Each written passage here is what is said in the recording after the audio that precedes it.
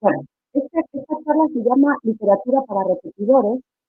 Mi intención es que disfrutéis más de la lectura, que refresquéis conocimientos que habéis tenido cuando estabais en el, yo qué sé, en el instituto o en la escuela y que con el tiempo seguramente habéis olvidado, ¿no? Normalmente cuando alguien lee una novela y vosotros que sois amantes de la literatura, pues los comentarios que se pueden hacer normalmente son, bueno, por los personajes, la trama, pero aquí lo que vamos a entrar es directamente en el fondo de de la composición de los relatos y de los cuentos o de las novelas para ver realmente cómo funciona. Mirad, en esta foto os pongo exactamente lo que vamos a hacer. Vamos a entrar en el libro con una mochila y con un palo por si hay alimañas, si hay perros que nos puedan atacar, y vamos a entrar directamente en el centro de la novela, ¿vale?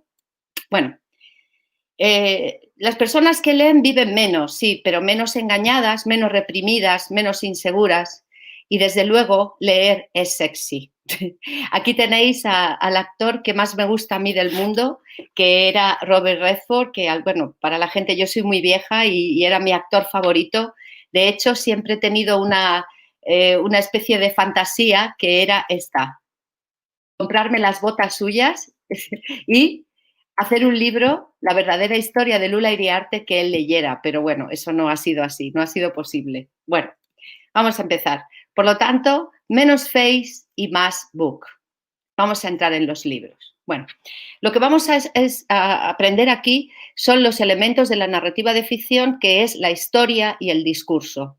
Este tipo de distinción o de estructura la dieron las estructuralistas, y sobre todo me baso en un autor que se llamaba Genet, que era un estructuralista francés, narratólogo, que fue el que mejor explicó todos estos elementos de composición de novelas y de cuentos. Vamos a entrar ya.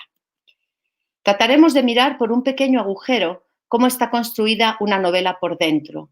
Es un agujero muy pequeñito y que está constituido de palabras, ¿no? Y dentro nos vamos a encontrar, bueno, que todos los libros, como estáis viendo en esta gran biblioteca, realmente tienen elementos comunes que un escritor, cuando se pone a escribir, tiene que pensar siempre, ¿no?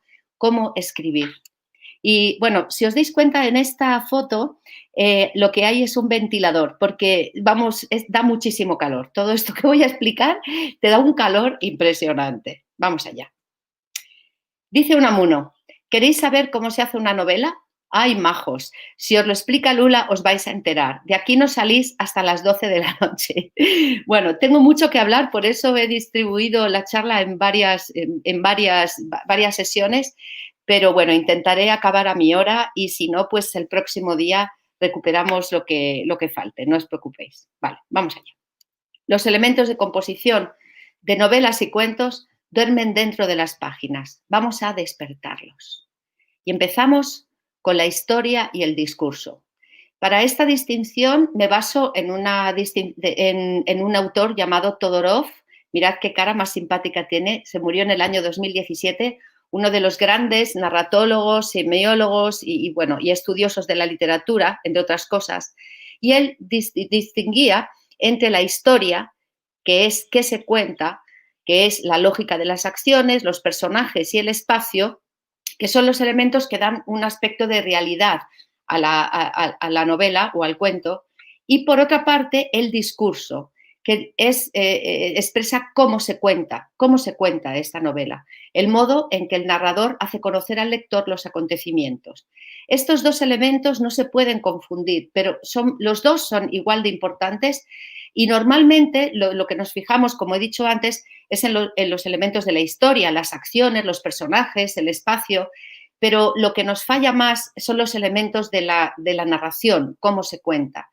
Y por eso le dedicaremos en la próxima charla. Vamos a la historia. Por lo tanto, el texto narrativo de ficción se divide en historia y vamos a empezar por los acontecimientos, los personajes y el espacio que se cuenta, y el discurso, que es el tiempo de la narración, el pacto narrativo, el modo y la voz. Estos son los elementos del discurso que explicaré en la próxima charla. Vale, Hay novelas que son todo historia, fáciles de leer. Es la novela tradicional. Aquí veis a una chica leyendo en la playa, ¿no? Es la novela que yo llamo la novela playa, la novela que te llevas a la playa, que no te da absolutamente ningún problema y que te dejas llevar por ella. Y por eso, después de leer en la playa, lo que haces es quemarte y ponerte como un camarón. Pero hay otras novelas en las que el discurso es lo más importante y por lo tanto son difíciles de leer. O sea, tienen problemas de narrador, problemas de tiempo, problemas de todo tipo y por lo tanto le llamamos novela experimental. Esta novela experimental es una madeja que el lector tiene que recomponer. De manera que para esta novela experimental necesitamos un lector activo que participe en la definitiva interpretación de la obra. Las obras de la novela experimental, como si dijéramos, están por hacer. El lector tiene una participación activa. Algunos autores incluso la piden específicamente que el lector intervenga y en otras no te lo pide, pero lo tienes que hacer, porque si no, no entiendes absolutamente nada. Sin embargo, en la novela tradicional, lo que se pide es un lector pasivo. Es una novela que que te lo da todo hecho, no hay que esforzarse, solo seguirla hasta el final. Bueno, yo os quiero confesar que, o sea, no siempre estoy preparada o no siempre tengo ganas de leer una novela experimental, ¿no? Y no tengo ganas de trabajar. A mí también me gustan las novelas tradicionales. O sea que la distinción entre tradicional y experimental no es negativa para la tradicional, sino que son dos tipos de novela distintas y que exigen un tipo de lectura distinto, ¿vale? Bueno, vamos con los elementos de la historia. Los acontecimientos. Tenemos dos elementos, la función, los acontecimientos en la narrativa contemporánea, el personaje, su caracterización, su clasificación y el héroe actual, y el espacio, tipología y funciones del espacio y el espacio y sus relaciones con los elementos de la historia. Esos son los elementos llamados elementos de la historia. Vamos con los acontecimientos. Para los acontecimientos me baso en las teorías de Roland Barthes y Todorov, que ya he mencionado antes, y bueno, son las unidades de contenido, que es lo que hace avanzar la acción, lo que hemos llamado siempre la trama, ¿eh? Y hay dos tipos de acciones, las principales, que son muy necesarias para el desarrollo de la historia, las complementarias, que caracterizan los personajes y ambientes, y en la narrativa contemporánea a veces hay relatos donde absolutamente no pasa nada, relatos estáticos. Estos relatos serían relatos de cierta narrativa experimental que te exige muchísima más concentración y satisface menos al lector, ¿no? Porque el lector lo que está deseando es que haya un desarrollo hacia adelante, que el desarrollo vaya siempre hacia un final, hacia lo que es la lectura pasiva, ¿no? Pero bueno, vamos allá. Toda novela o relato empieza en lo que llamamos in medias res. ¿Qué es in medias res? Es una frase latina que significa en la mitad de algo, ¿no? Entonces, claro, lógicamente, cuando empezamos una novela, no empieza con Adán y Eva, lógicamente, ¿no? Sino que empieza en la mitad de algo, ¿no? Por ejemplo, el comienzo de la Metamorfosis de Kafka, que dice así: cuando Gregorio Samsa despertó aquella mañana, luego de un sueño agitado, se encontró en su cama convertido en un insecto monstruoso. ¿Eso qué quiere decir? Que nos encontramos con un personaje que se ha levantado y no sabemos ni qué ha pasado antes, ni quién es, ni dónde vive, ni quién es Gregorio Samsa, ni en qué trabaja. Simplemente la historia comienza en medio de algo, ¿no? Entonces, luego en el relato, a través de las páginas, nos va a ir avanzando todo el relato hacia adelante, pero también tendrá que ir hacia atrás en el punto anterior del comienzo para aclararnos cosas, ¿no? Eso se llamará la retrospección o la analepsis o el flashback o lo que queramos, como queramos llamarle, que ya lo veremos más adelante, ¿no? Todo el mundo conoce La Metamorfosis, que es una novela en la cual este personaje de Gregorio Samsa se despierta viendo que es un insecto, ¿no? Dándose cuenta que es un insecto. A partir de ese momento, todo se desarrolla hacia adelante para poder solucionar ese problema de cómo vivir siendo un insecto. Vale.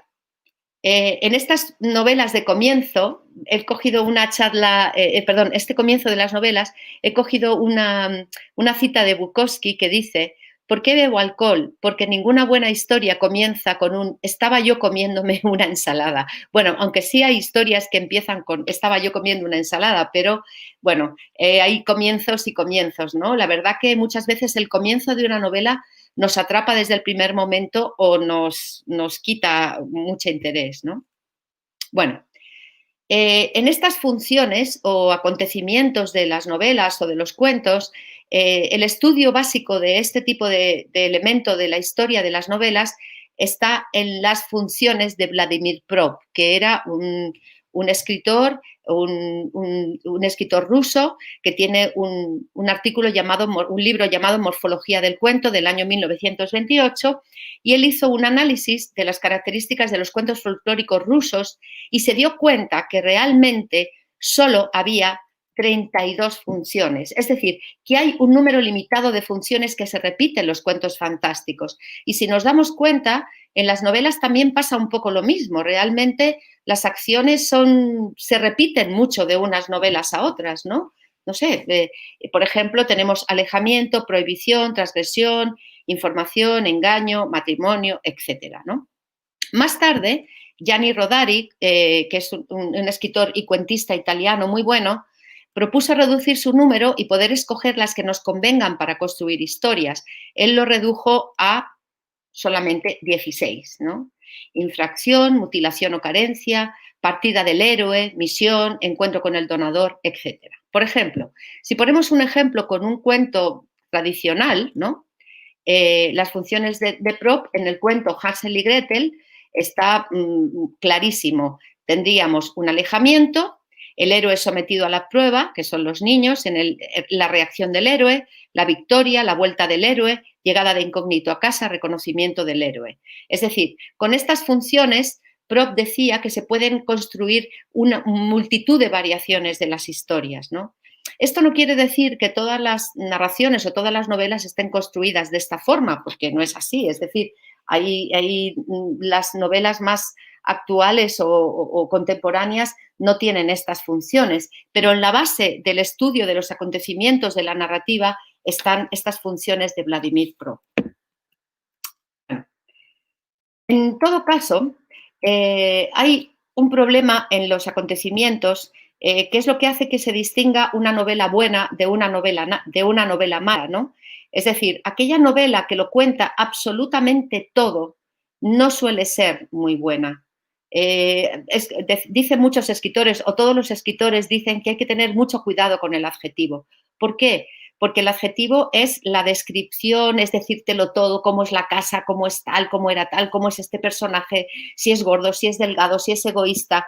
Es decir, el exceso de palabras no le hace bien al relato. Y por lo tanto, los buenos relatos son aquellos en que lo importante no se dice, ¿no? Y esto es la teoría del iceberg de Hemingway, ¿no?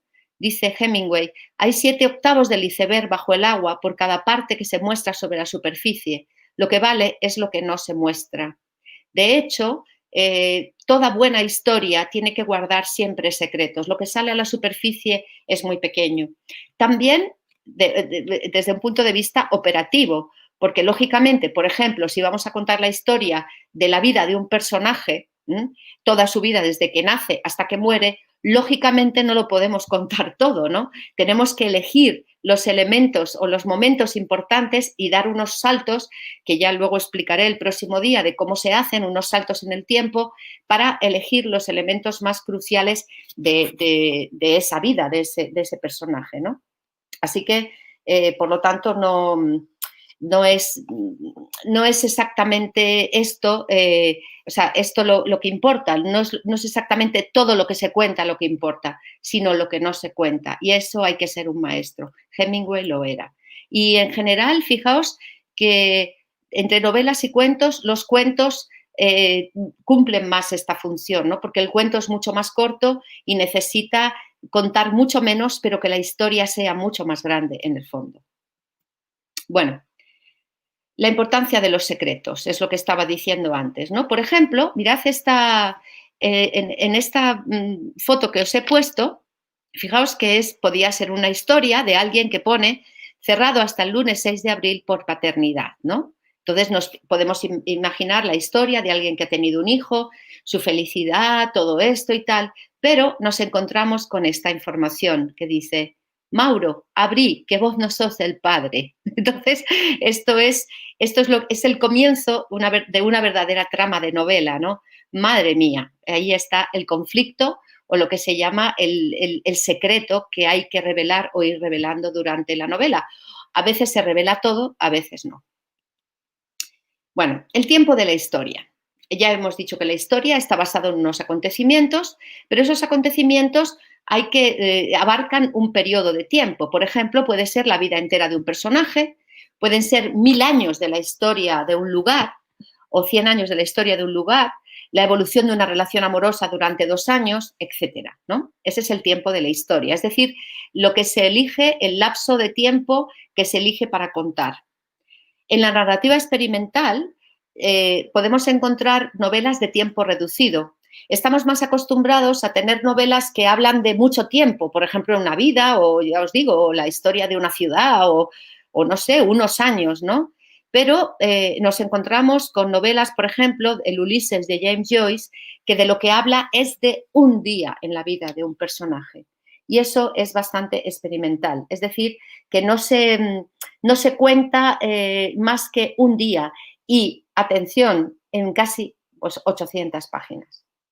Vale, tenemos también otra novela que conoceréis más, 5 horas en la vida de un personaje, que es 5 horas con Mario.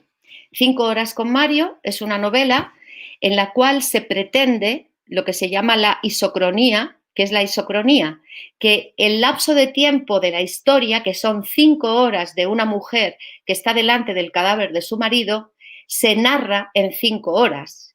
Quiere decir que supuestamente tú, al leer la novela, vas a tardar 5 horas en leerla. Eso sería igualar el tiempo de la historia al tiempo del discurso, es decir, a la narración, al número de palabras o el tiempo que tardas en leer las palabras de esa historia. Pero esto no es lo normal. Lo normal es que el tiempo de la historia sea muy largo, por ejemplo, la vida de un personaje, y el tiempo del discurso sea más corto, es decir, 200 páginas o 100 páginas. Entonces, lo que se tendrá que reducir y, como he dicho antes, elegir los acontecimientos más importantes de esa vida. No se puede contar todo, ¿no? Vale.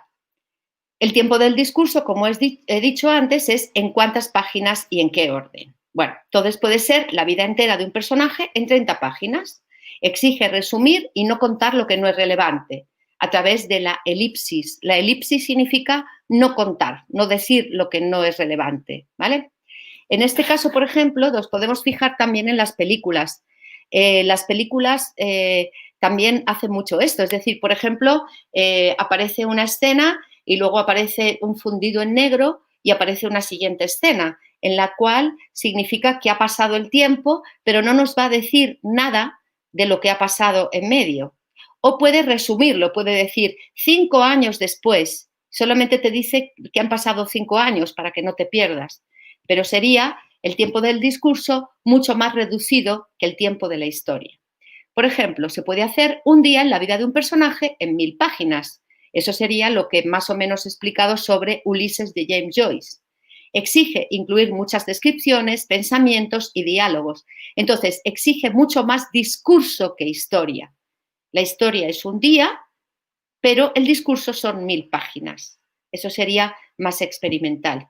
Y como he dicho, la isocronía, 5 horas en la vida de un personaje que se tardan en leer exactamente 5 horas. Eso sería la isocronía. El tiempo de la historia y el tiempo del discurso están completamente igualados. En este caso, para la isocronía, el género que más se acerca, por supuesto, es el teatro, lógicamente, porque no hay discurso del narrador, no hay descripciones, es decir, el diálogo se hace a tiempo real. Vale. Bueno, entonces la trama, por ejemplo, la trama de una novela policíaca es siempre la misma. O sea, en el primer lugar hay un asesinato, en segundo lugar hay un detective que tiene que buscar la información y en tercer lugar se descubre quién es el asesino. O sea, lo que es más interesante de una novela policíaca es que desde el punto de vista de los acontecimientos o de la historia es siempre la misma, el desarrollo es siempre igual, ¿no? Hay cientos de miles de novelas policíacas, ahora están súper de moda otra vez, ¿no? Y realmente es siempre lo mismo como trama. La diferencia estaría en el discurso, pero realmente como historia, como elemento de evolución de la trama, es sota, caballo y rey, la verdad, ¿no? Entonces, en este caso, por ejemplo, es muy bonito hablar de Agatha Christie, ¿no? Agatha Christie, que fue la escritura que revolucionó este género y lo desarrolló de tal manera que ella evolucionó mucho las técnicas del discurso, las técnicas del relato, porque como siempre tenía que hacer la misma trama, los cambios eran en la forma de narrar, en el narrador, en elementos del discurso diferentes, porque la historia era más o menos siempre la misma. Bueno, en cuanto a la historia, encontré esta foto que me hace mucha gracia, que dice, gente que quiere un romance como el de Romeo y Julieta, ¿no? Es decir, Romeo y Julieta es una de las tramas de las historias más repetidas en la historia de la literatura oral y escrita, y también novelas y teatros. Y realmente, mirad, Romeo y Julieta es la Celestina, es Calisto y Melibea, el amor imposible, ¿no? El amor que no puede ser, el amor que acaba en tragedia. Hay muchísimas obras que repiten esta misma trama. La diferencia estaría en el discurso. Pero bueno, esta foto tiene mucha gracia porque dice lo siguiente. Gente que quiere un romance como el de Romeo y Julieta, sin saber que fue un romance de 3 días y 6 muertos. Hay que leer. O sea que sublimamos mucho ciertos relatos y luego sin saber realmente de qué van, ¿no? Es una tragedia total. Bueno, seguimos. Vamos a los personajes.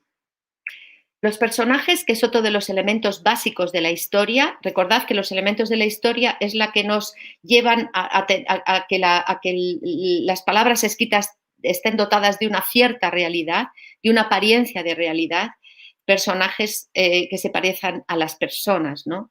De hecho, yo siempre he pensado que la literatura es un homenaje a la vida, ¿no? Es un homenaje absoluto a la vida, porque es un intento de representar la vida buena o mala, ¿no? Pero descubre el valor de las personas, el valor de los lugares, el valor de las historias, ¿no? Todos necesitamos historias. Vamos a los personajes. Bueno, para la caracterización del personaje me he basado en unas teorías de un gran escritor que se llama Chapman, un investigador de la literatura y también del cine, porque las novelas y el cine realmente tienen elementos muy parecidos. El cine es también una narración, ¿no? Bueno, hay una diferencia entre el estudio de los personajes bajo criterios psicológicos, o el estudio de los personajes con respecto a su función en la historia y que lo convierte en un agente. Esto es muy importante. Es decir, el personaje cumple una función en la historia. El personaje tiene que ser caracterizado, se define y se diferencia de los demás. Es decir, ¿cómo se define y se diferencia de los demás un personaje de otro? En primer lugar, es fundamental, no sé si lo habéis pensado alguna vez, pero es algo importantísimo, el nombre propio. Es el primer elemento caracterizador que puede ser intencionado, simbólico o metafórico o arbitrario. Luego veremos un poquito algunos personajes con nombre simbólico, con nombre metafórico, pero el nombre propio es fundamental. De hecho, uno de los elementos de la narrativa más contemporánea, o por ejemplo desde la vanguardia de la narrativa, desde Kafka o Joyce o estos personajes, sobre todo Kafka, estos escritores, una de sus novelas desposeyó a su personaje de su nombre. Y eso es una de las cosas más serias que se puede hacer. Un personaje sin nombre es muy fuerte, ¿no? Es su rasgo número 1. Vale. Después tendríamos los rasgos que califican cualidades personales de los personajes que pueden persistir durante parte de la obra o durante toda la obra. Y por otra parte, las fuentes de información sobre el personaje. Es decir, nosotros se nos tiene que dar información sobre el personaje que puede darla el propio personaje sobre sí mismo, otros personajes un narrador que esté fuera de la historia y lo caracteriza, o por medio de sus acciones. Vale. Por lo tanto, repito, el personaje es más que, más que tener una psicología, es un agente. Lo mejor que podemos tener de un personaje es sus acciones. Los escritores que narran demasiado, que explican demasiado a los personajes con adjetivos, era gordo, era delgado y tal, realmente gastan demasiadas palabras. Es una literatura que tiene poco iceberg. Por lo tanto, ahora veremos qué es eso de representar al personaje por sus acciones y, por supuesto, el nombre propio. Empezaremos por el nombre propio. Vamos allá. Vamos a un nombre propio que es Leo Messi. Fijaos, por ejemplo, el nombre Leo Messi tiene muchísimo valor, tiene un valor impresionante, por encima de la persona, es decir, ese nombre lo caracteriza de una manera increíble, solo su nombre. Y encontré esto en internet, que os gustará, en el Museo de Cera de Madrid. El Museo de Cera de Madrid es el único del mundo que pone el nombre del personaje en la figura, porque el Museo de Cera de Madrid tiene unas figuras horrorosamente mal hechas y te tienen que poner debajo quién es para reconocerlo. Y bueno, otro chiste que encontré que me gusta mucho. Hijo, ¿quieres ser cristiano? No, prefiero ser Messi. O sea que el nombre de Messi tiene un valor incalculable, ¿no? Es un valor ya muy superior a la persona.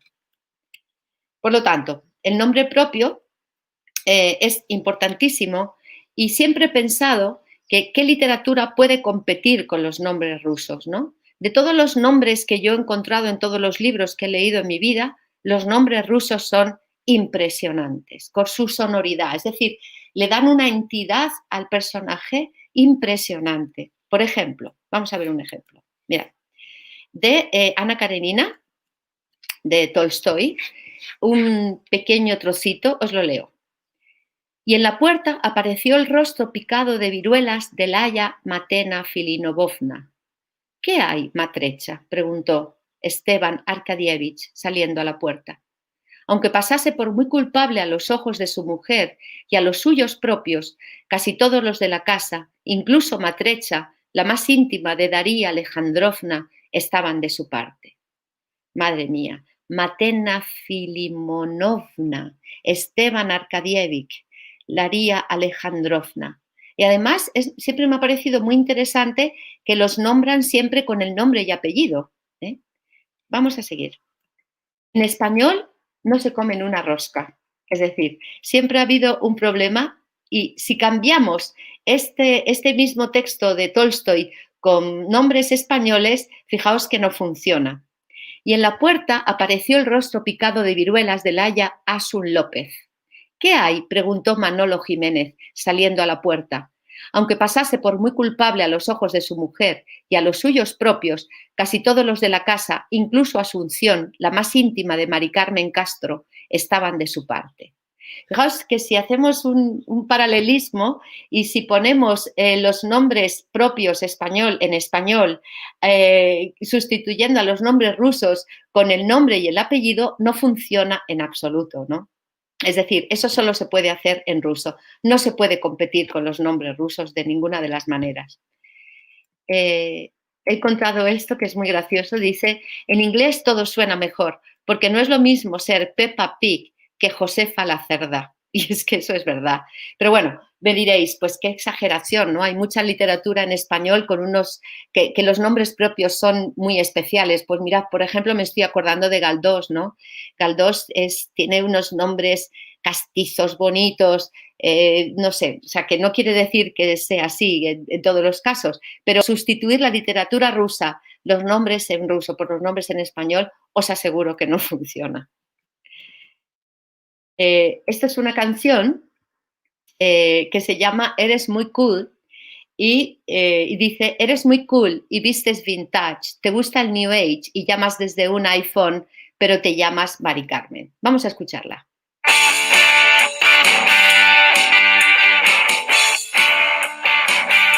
Eres muy cool y vistes vintage, te gusta el New Age y llamas desde un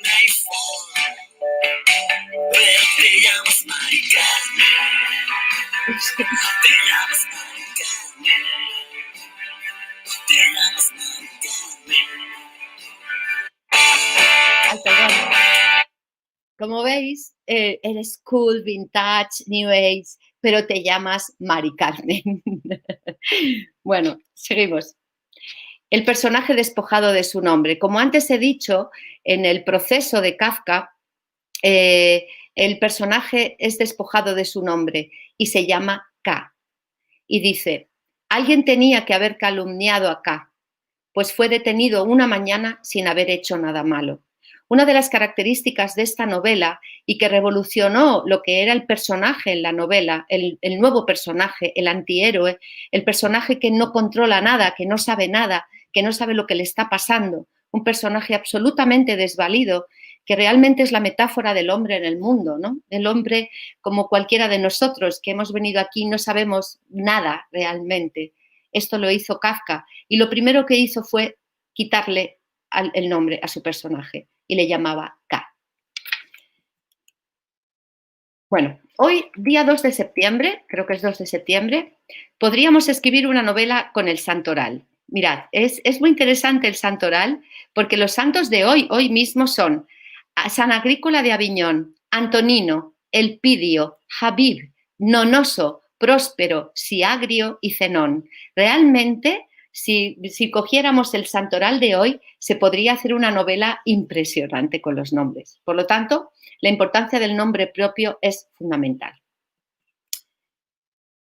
Nombres simbólicos. Bueno, hay veces, es decir, que se llame el personaje Ana Karenina o que se llame, yo qué sé, Ana Ozores, es arbitrario, es decir, son nombres que no tienen ningún tipo de significado.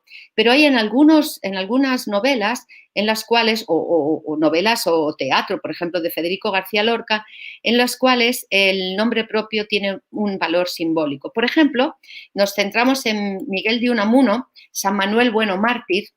Los personajes tienen nombres relacionados con la religión católica y también directamente con la trama de la novela. Por ejemplo, Manuel, que es el cura del pueblo y que al final es ateo, lo siento decirlo, pues si no lo habéis leído. Manuel es el nombre que recibe, es uno de los atributos de Jesucristo, que significa Dios con nosotros, ¿no? Y el personaje de Manuel es realmente una persona santa, una persona buenísima, un cura buenísimo, pero es con nosotros, un hombre que ayuda a todo el mundo. Hay otro personaje, Lázaro, que es ateo y que quiere resucitar a la fe, como hizo Lázaro, el que resucitó gracias a Jesucristo, ¿no? El que resucita del ateísmo a la fe, y Ángela, que es la hermana de Lázaro, que es la que está cerca de Dios y media entre Dios y los hombres. Por lo tanto, Ángela también es un personaje simbólico. Manuel, Lázaro y Ángela. Federico García Lorca, en muchas de sus obras, los personajes tenían un aspecto simbólico muy grande, sobre todo en la casa de Bernarda Alba. Todas las mujeres tienen esa característica. Por ejemplo, Bernarda, el nombre de Bernardo significa fuerza de oso o oso fuerte, es un nombre absolutamente masculino, es un nombre masculino que se usa en femenino, es como Francisca, ¿no? Entonces, Bernarda es un personaje que el nombre, además con la fuerza fonética que tiene, pero además con su simbolismo, recrea la fuerza de un hombre, pero mal entendida, o sea, la tiranía, ¿no? Angustias, fijaos, angustias, ¿no? Preocupaciones grandes, la pena, ¿no? La mujer que no está segura de que su novio la quiera, ¿no? Martirio, sufrimiento, Amelia, sin miel, Magdalena, triste, llorosa, y la única Adela, Adela que significa nobleza. Es decir, de todos los personajes de la casa de Bernarda Alba, la única que tiene un nombre positivo es Adela. Las demás tienen nombres de sufrimiento. Yerma, la tierra que no da fruto, pues el personaje de Yerma tiene un nombre absolutamente simbólico. Y en Doña Rosita la soltera, Rosita, la flor que se marchita con el tiempo, pero se niega a reconocerlo, ¿no? Entonces, son ejemplos de nombres simbólicos. Los rasgos. Los rasgos califican cualidades personales de los personajes que se nos ofrecen, ya hemos dicho, por el propio personaje, por los otros personajes, a través de un narrador que está fuera de la historia y por medio de sus acciones. Ya os he dicho que a través del narrador, hay algunos narradores demasiado intrusos en la historia que te explican demasiado, es decir, no te dejan opción a pensar tú a tu propia opinión sobre los personajes, ¿no? Hay personajes que te son calificados como malos desde el primer momento y los odias desde el primer momento. Es decir, el narrador no te permite tener tu propia opinión sobre el personaje, ni física ni psicológicamente, ¿no? Por lo tanto, lo mejor, y los maestros de los relatos lo hacen así, uno, como tenéis aquí a la derecha, que es Juan Rulfo, que tiene estas gafas tan raras, en la entrevista que estaba dando en ese momento dijo que le habían operado de los ojos y tal, y que no podía ver las cámaras bien, pero bueno, tiene unas gafas muy graciosas, como de mujer. Y él era muy partidario de que los personajes fueran descritos por medio de sus propias acciones. Vamos a escucharlo. Yo creo en el silencio. Una obra la literatura tiene tiempos muertos, que le llaman. Esos tiempos muertos se pueden convertir en tiempos de silencio. En lugar de lucubrar, de hacer divagaciones, de hacer ensayos, de introducir su propia filosofía de la vida, que es muy característico en la novela, yo he intentado eliminar esos aspectos, entonces he dejado que los personajes actúen por sí mismos. El autor se trata totalmente de zafar de la obra. Bueno, como veis, Rulfo lo tenía muy claro, ¿no? Él prefiere mucho más el silencio a la cantidad de adjetivos, de explicaciones, de lucubraciones del autor, ¿no? El autor o el narrador, en este caso, que es como el representante, el que realmente te está contando la historia. Por lo tanto, él es un escritor que califica a los personajes por medio de sus acciones. Por ejemplo, ¿qué quiere decir? Es mucho mejor que si el personaje, por ejemplo, es un personaje que es muy tacaño, mucho mejor es verle en un bar cómo esconde su dinero para no pagar, que el narrador diga que era muy tacaño. O sea, es decir, le tenemos que ver actuar mucho más que el narrador nos diga cómo es, ¿no? También es bastante, lo tenéis en verde por una razón.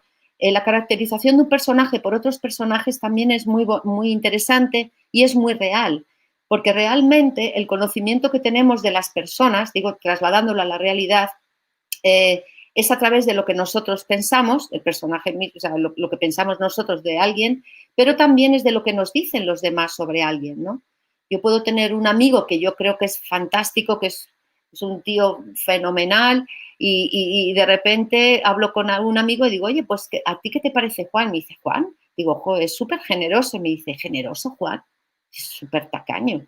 Entonces, esa confusión o esa construcción del personaje, si se acerca, cuanto más se acerque a la realidad, menos compacta tiene que ser, ¿no? Porque realmente lo que nosotros pensamos de los demás o que nosotros sabemos de los demás es a través de muchas y múltiples informaciones, a través de lo que le vemos hacer a otra persona o a través de lo que otras personas nos dicen de esa persona. Y entre todo eso nos formamos una idea.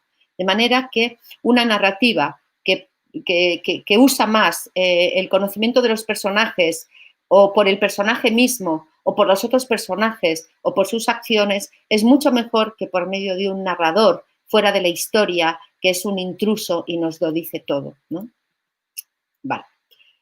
Bueno, tipos de personajes, tenemos planos estáticos, planos y redondos, dinámicos. Los planos son estereotipos, se definen con una sola frase, son reconocidos fácilmente y son las novelas de buenos y malos que hemos llamado toda la vida, ¿no? Son unas novelas que no tienen mucha complejidad, la verdad.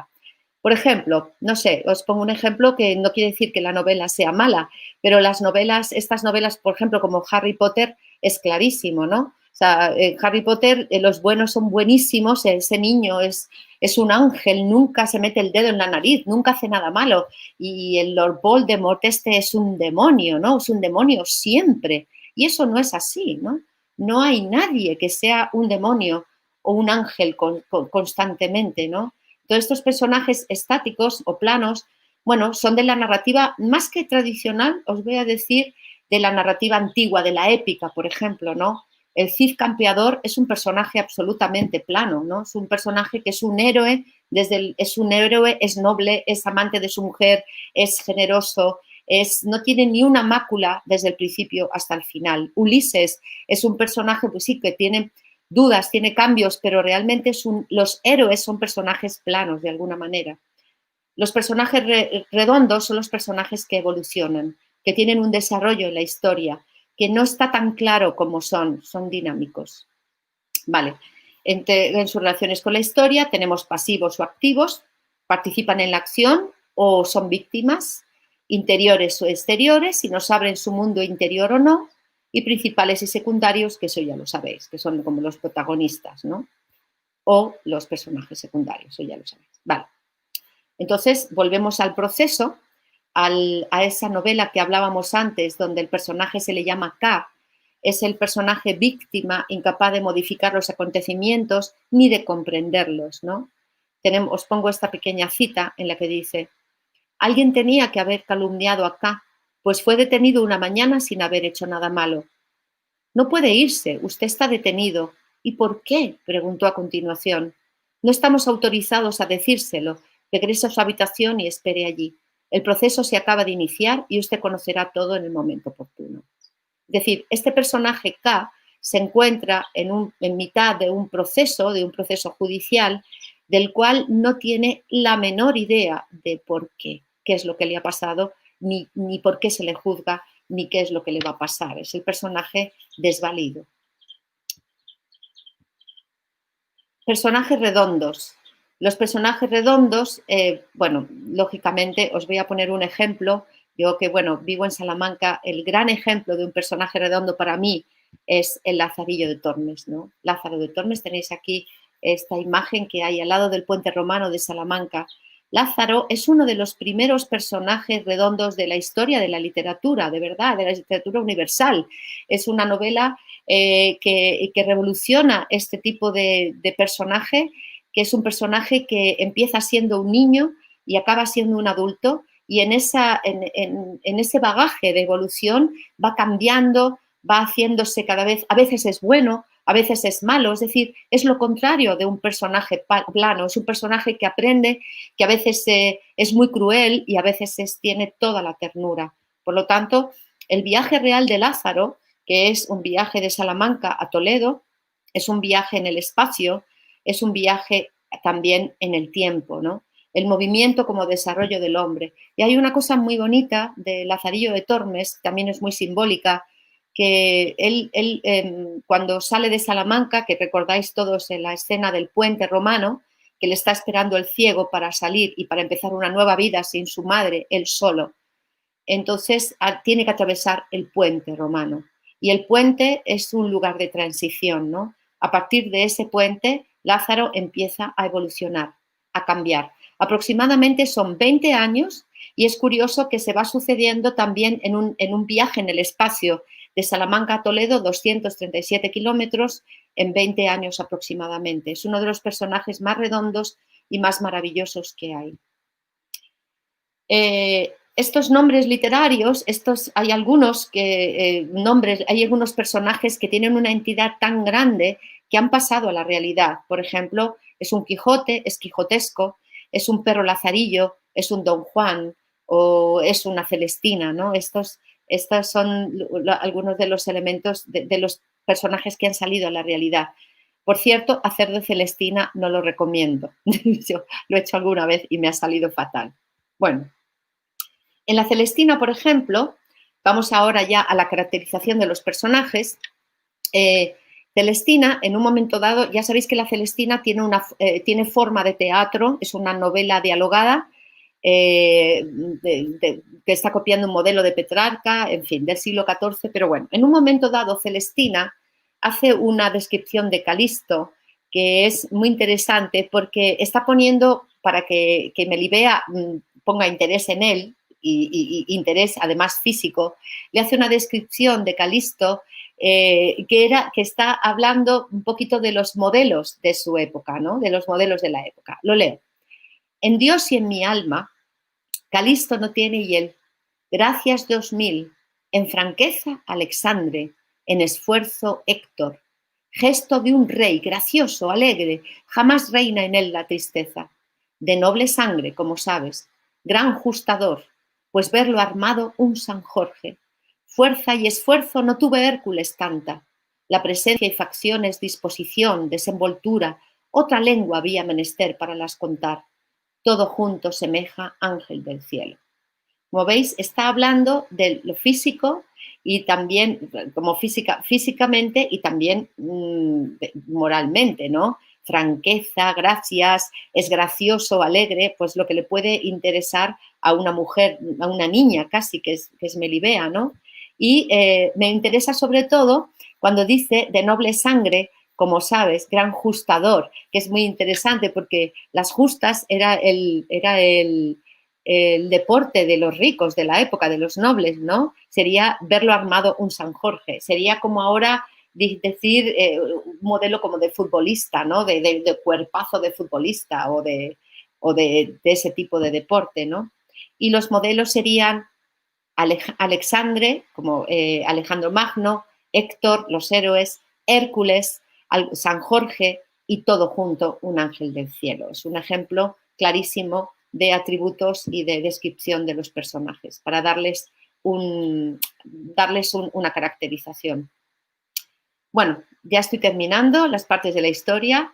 El personaje redondo, uno de los personajes redondos más bonitos y más interesantes y más difíciles que se han escrito es Pedro Páramo, de Juan Rulfo.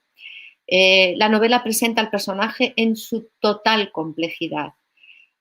Cuando comienza la novela, Juan Preciado, que es su hijo, está buscando a su padre, Pedro Páramo, va en busca de su padre a un lugar llamado Comala, y todo lo que recibe, porque realmente nunca lo va a conocer, porque cuando llega al pueblo él ha muerto ya.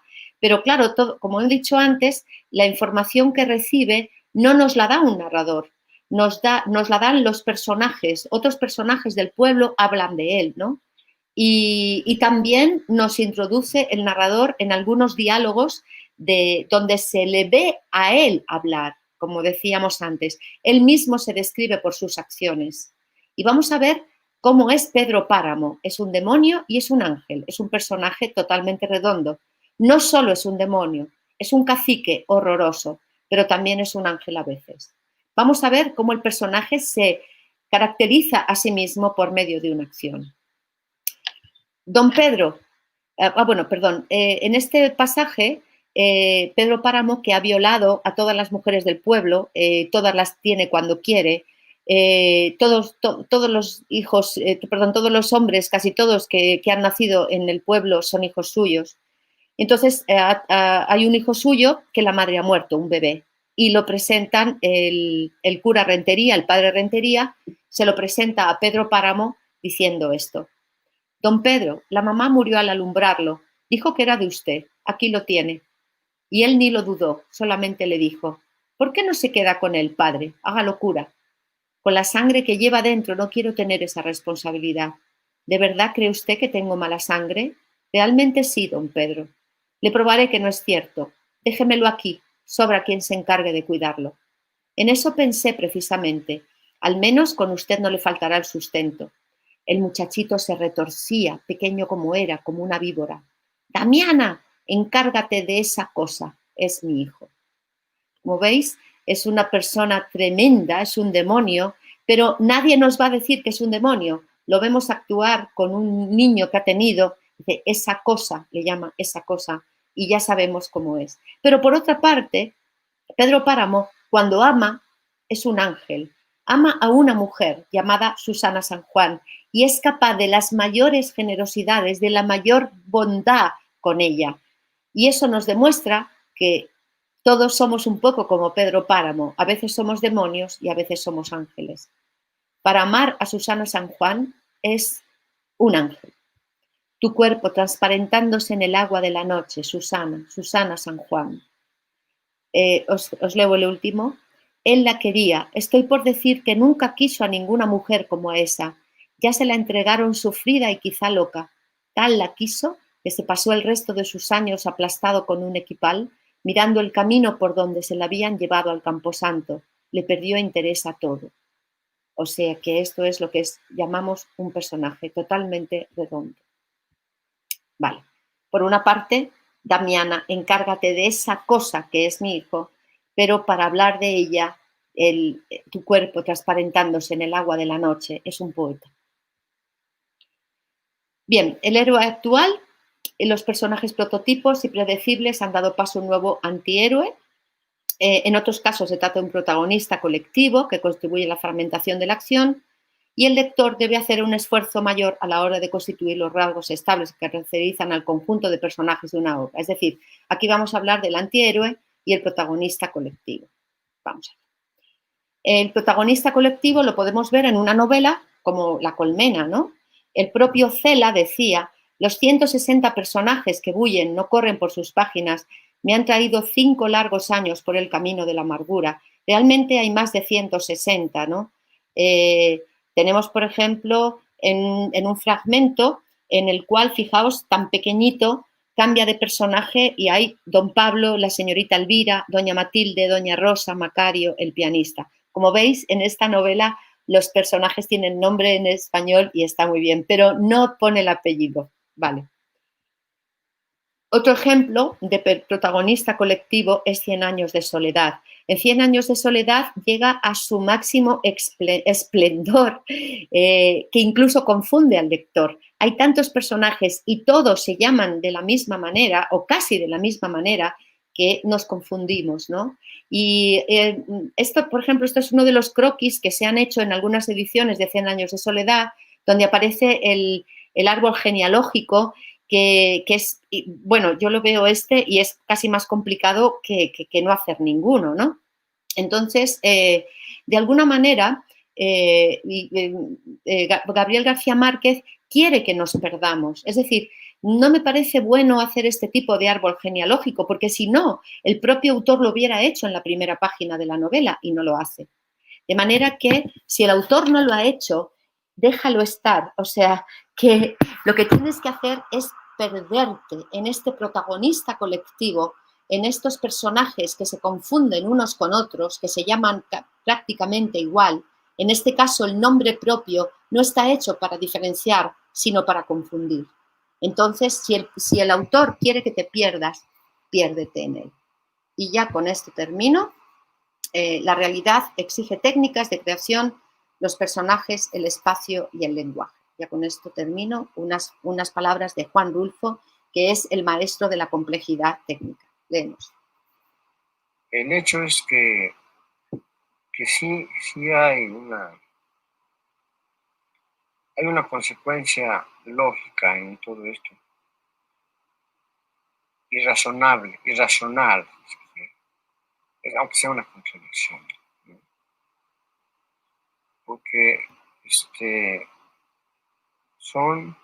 los personajes son irracionales, actúan en forma irracional, sin razón ninguna, y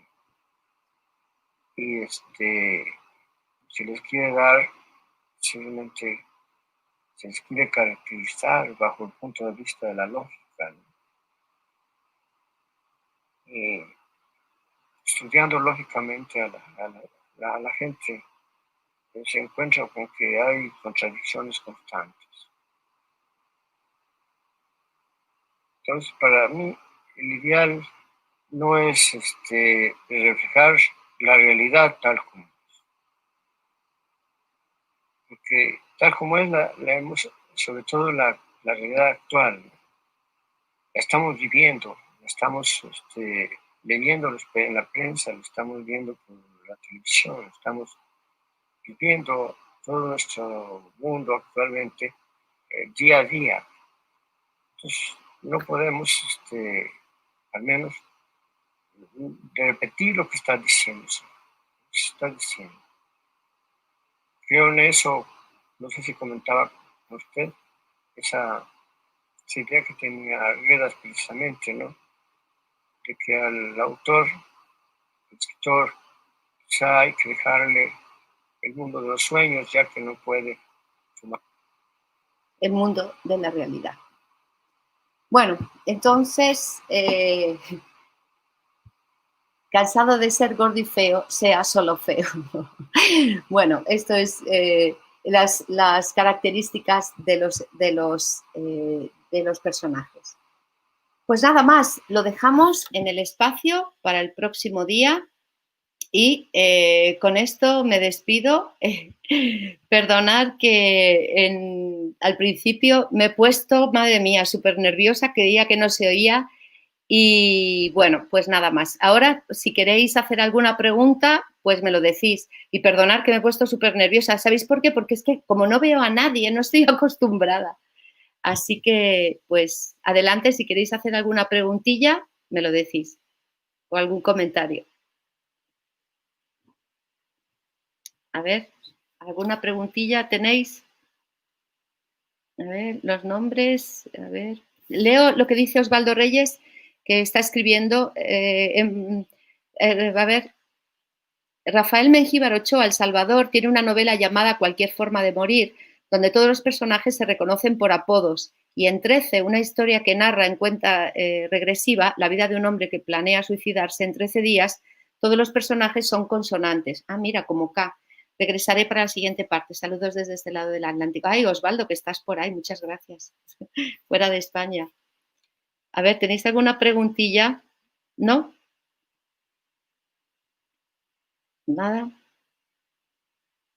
Bueno, pues ya os digo, pues muchas gracias por vuestra atención y os quedan 3, o sea que, madre mía. En la próxima charla me he quedado en el espacio y como el espacio es una de las cosas que normalmente no tienen mucha importancia en una novela, porque da igual un poco dónde ocurran, pero en otras tiene la mayor importancia, sobre todo en la narrativa hispanoamericana. Pues nada más, pues muchísimas gracias por vuestra atención y nos vemos el próximo miércoles. Y antes de irme, me voy a poner, voy a hacer un personaje de mí misma. Atención, me voy a poner, soy el personaje profesora. Fenómeno. Este es el personaje profesora. Si os hubiera dado la charla así, os hubierais borrado al instante y os hubierais ido a clase de pilates. Pero también puedo ser la profesora así. Bueno, chicos, con esto me despido hasta el próximo miércoles. Sed muy felices. El miércoles a las 7 de la tarde hablaremos del espacio y del discurso, que es lo más complicado. Un beso a todos. Adiós.